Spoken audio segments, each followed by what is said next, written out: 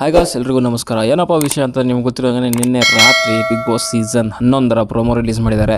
So ಪ್ರೋಮೋದಲ್ಲಿ ನೋಡೋದಾದರೆ ಎಲ್ಲ ಕಡೆಯೂ ಬಿಗ್ ಬಾಸ್ ಚರ್ಚೆ ಅನ್ನೋ ರೀತಿಯಲ್ಲಿ ನಡೀತಾ ಇದೆ. ಬಟ್ ಅದಕ್ಕಿಂತ ಮುಖ್ಯವಾಗಿ ತುಂಬ ದೊಡ್ಡ ಒಂದು ಸುದ್ದಿ ಏನು ಅಂತಂದರೆ ಹೋಸ್ಟ್ ಚೇಂಜ್ ಆಗ್ತಾರ ಅನ್ನೋದೊಂದು ಸಸ್ಪೆನ್ಸ್ನ ಇಟ್ಟಿದ್ದಾರೆ.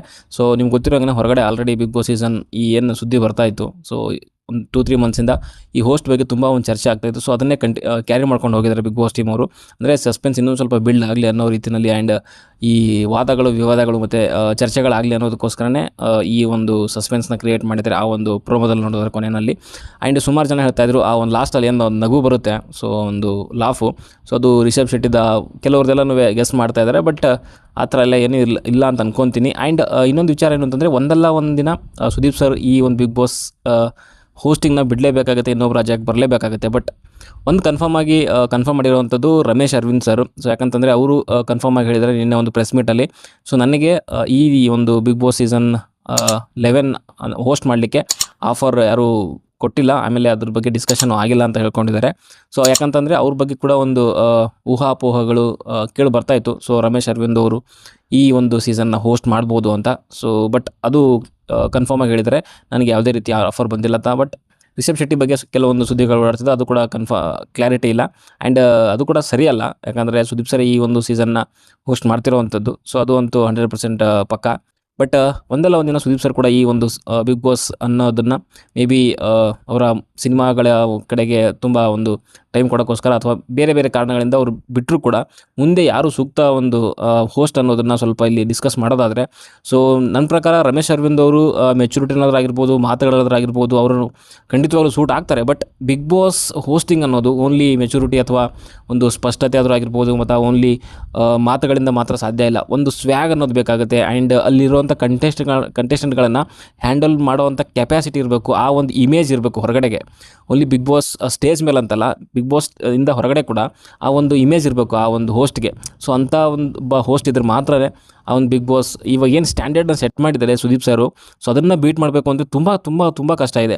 ಯಾಕಂದರೆ ಅವ್ರನ್ನ ಆ ಒಂದು ಹೋಸ್ಟ್ ಅನ್ನೋದಕ್ಕಿಂತ ಸುದೀಪ್ ಸರ್ ಕ್ಯಾರೆಕ್ಟರ್ಗೆ ಮ್ಯಾಚ್ ಮಾಡುವಂಥ ಒಬ್ಬ ಹೋಸ್ಟ್ ಬೇಕಾಗುತ್ತೆ.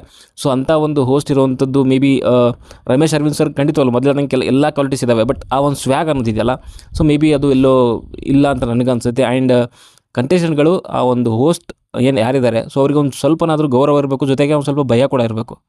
ಸೊ ಅದಿಲ್ಲ ಅಂತಂದರೆ ತುಂಬ ಕಷ್ಟ ಆಗುತ್ತೆ. ಆ್ಯಂಡ್ ರಿಷಬ್ ಶೆಟ್ಟಿಗೆ ಅವ್ರ ಬಗ್ಗೆ ಮಾತಾಡಿದ್ರೆ ಇನ್ನೂ ತುಂಬ ದೊಡ್ಡ ಮಟ್ಟದಲ್ಲಿ ಸಿನಿಮಾದಲ್ಲಿ ಅವ್ರು ಸೌಂಡ್ ಮಾಡೋವಂಥದ್ದು, ಚಿತ್ರರಂಗದಲ್ಲಿ ಡೈರೆಕ್ಷನ್ ಆದರೂ ಆಗಿರ್ಬೋದು, ಆ್ಯಕ್ಟಿಂಗ್ ವೈಸ್ ತುಂಬ ಇವಾಗಿನ ನಾವು ಸ್ವಲ್ಪ ಪೀಕಲ್ಲಿ ಹೋಗ್ತಾ ಇದ್ದಾರೆ ಅವರು.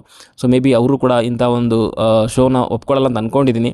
ಬಟ್ ಗೊತ್ತಿಲ್ಲ ಅವ್ರು ಏನು ಮಾಡ್ತಾರೆ. ಬಟ್ ಅವ್ರಿಗೂ ಕೂಡ ಇನ್ನೂ ಸುದೀಪ್ ಸರ್ಗೆ ಮ್ಯಾಚ್ ಮಾಡಬೇಕು ಅಂದರೆ ಆ ಸ್ವ್ಯಾಗ್ ಬೇಕು. ಆ್ಯಂಡ್ ಕಂಟೆಸ್ಟೆಂಟ್ಗಳು ಅವ್ರನ್ನ ಅದೇ ಭಯ ಅಥವಾ ಭಕ್ತಿಯಿಂದ ನೋಡೋ ರೀತಿಯಲ್ಲಿ ಆಗಬೇಕು. ಬಟ್ ನನಗೆ ಫ್ಯೂಚರಲ್ಲಿ ಅನಿಸೋದೇನಂತಂದರೆ, ಇನ್ನೊಂದು ಕೆಲವು ಸೀಸನ್ಗಳಾದಮೇಲೆ ಮೇ ಬಿ ಸುದೀಪ್ ಸರ್ಗೆ ಮ್ಯಾಚ್ ಮಾಡುವಂಥ ಒಂದು ಎಲ್ಲ ರೀತಿಯಲ್ಲೂ ಮ್ಯಾಚ್ ಮಾಡುವಂಥದ್ದು ಮೇ ಬಿ ಯಶ್ ಅವರು ಅಂತ ನನಗನ್ಸುತ್ತೆ. ಯಾಕಂದರೆ ಅವ್ರಿಗೆ ಆ ಮೆಚುರಿಟಿನೂ ಇವಾಗ ತುಂಬ ದೊಡ್ಡ ಮಟ್ಟದಲ್ಲಿ ಮೆಚುರಿಟಿ ತೋರಿಸ್ತಿದ್ದಾರೆ. And before KGF and after KGF ತೊಗೊಂಡ್ರೆ ಮೆಚುರಿಟಿ ಲೆವೆಲ್ ತುಂಬ ದೊಡ್ಡ ಮಟ್ಟದಲ್ಲಿ ಅವ್ರದ್ದು ಜಾಸ್ತಿ ಆಗಿದೆ. ಆ್ಯಂಡ್ ಆ ಸ್ವ್ಯಾಗ್ ಇದೆ, ಆ ಒಂದು ಖಡಕ್ ವಾಯ್ಸ್ ಇದೆ. ಆ್ಯಂಡ್ ಅದೇ ಒಂದು ಹೇಳ್ತೀವಿ ಅಂತಂದರೆ ವ್ಯಾಲ್ಯೂ ಇದೆ ಅವ್ರಿಗೆ ಹೊರಗಡೆ ಕೂಡ. ಸುದೀಪ್ ಸರ್ನ ಮ್ಯಾಚ್ ಮಾಡೋಕ್ಕೆ ಎಲ್ಲ ರೀತಿಯಲ್ಲಿ ಅವರು ಕೆಪೇಬಲ್ ಆಗಿದ್ದಾರೆ ಅಂತ ನನಗನ್ಸುತ್ತೆ ಪರ್ಸ್ನಲಿ.